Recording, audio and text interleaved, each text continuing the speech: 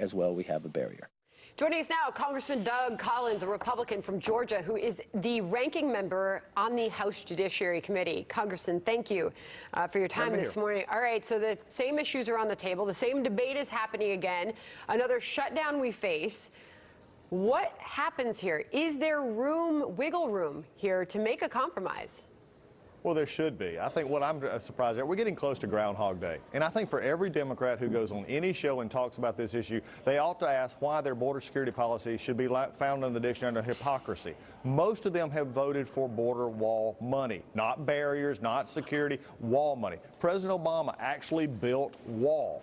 I'm just tired of it at this point. We're playing a game over semantics. They just do not want to give what they believe is the president a win. The president has stood firm. He's talked to the American people about this. They understand the security risks. It's time for them to get over semantics, find a dictionary, and find the word compromise, and find a way to get to this to protect American citizens and stop putting illegals over American citizens. I'm sort of tired of their argument at this point because it's nothing but hypocrisy. Well, based on what we just heard from you, I mean, is another shutdown going to happen here?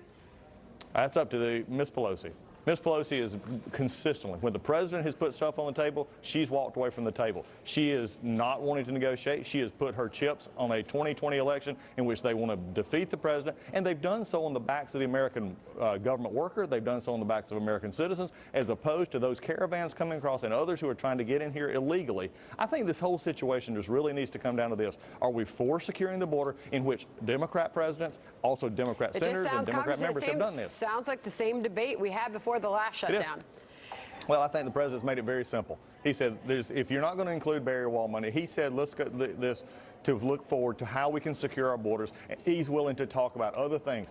At this point in time, it is just literal hypocrisy not to do that. What about this idea being floated around, such as raising the debt ceiling? Look, at this point in time, why don't we focus on the real issue? Instead of trying to throw everything else in here, let's focus on the fact that you've got a party who has voted, and even in this month in the House, voted for money in a continuing resolution that would have included building more wall money, but yet run to cameras and say, we're not going to give the president wall money. Let's focus on the issue at hand instead of trying to just dump everything else in there. If the president would like to do that, fine, but he's been very clear. This president is resolute. This president has made this statement, and he said, come to the table with security, with borders, barrier, wall, whatever you want to call it a rubber duck. I don't care. It's security for our nation, because if you don't think a wall works, then advocate for tearing down the current walls we have. All right, well, Senate Appropriations Committee Chairman Richard Shelby said he expects real negotiations to happen at this closed-door meeting. I think we all look on and hope that something can get done, a compromise can be made. Yep. Senate Majority Leader Mitch McConnell saying, I'm for whatever works. Final thoughts here as we await the outcome of yet another meeting.